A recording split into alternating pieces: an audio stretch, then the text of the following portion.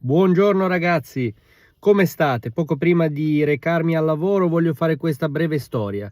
Raccontatemi sensazioni, pensieri, considerazioni, tutto quello che volete, perché ci stiamo avvicinando a un'ennesima partita e a un ennesimo risultato che non sappiamo come andrà, che speriamo andrà bene, ma temiamo entrerà a far parte di quei risultati inutili che non ti portano nemmeno un punto e ti portano solo delusione. Volevo sapere un pochino le vostre sensazioni di oggi e sapere un pochino, c'è speranza?